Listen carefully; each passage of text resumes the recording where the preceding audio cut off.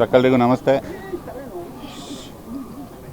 ಸರೋಜಮ್ಮನವರು ಅಂತಿಮ ದರ್ಶನ ಇದೀಗ ತಾನೇ ಶುರುವಾಗಿದೆ. ಅವ್ರನ್ನ ನೋಡ್ತಿದ್ದಾಗ ಅದು ನನಗನ್ಸಿದ್ದು ವೈಯಕ್ತಿಕವಾಗಿ ಅದು ಸಾವಲ್ಲ, ಹುಟ್ಟು ಅಂತ.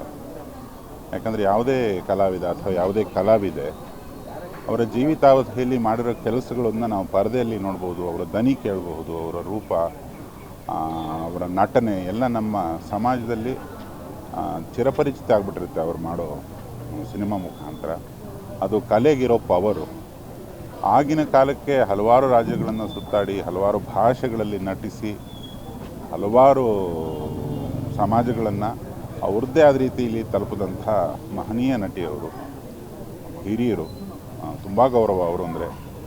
ಸಿಕ್ಕಿದಾಗೆಲ್ಲ ಹೀಗೆ ಒಂದು ತಮಾಷೆ ಇಲ್ಲಿ ಮಾತಾಡಿಸ್ತಿದ್ರು, ತಲೆ ಮೇಲೆ ಹೀಗೆ ಕಟ್ತಾಯಿದ್ರು ಅವರು.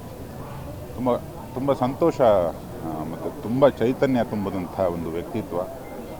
ನಾನು ಈಗಲೂ ನನಗನ್ಸೋದು, ಯಾರೇ ಚಟುವಟಿಕೆಯಿಂದ ಕೆಲಸ ಮಾಡಿ ಸಮಾಜಕ್ಕೊಂದು ಎಂಟರ್ಟೈನ್ಮೆಂಟು, ಸಮಾಜಕ್ಕೊಂದು ನೆನಪನ್ನು ಬಿಟ್ಟು ಹೋಗ್ತಾರೆ, ಅವರದ್ದು ವಿದಾಯ ಆಗೋದಿಲ್ಲ.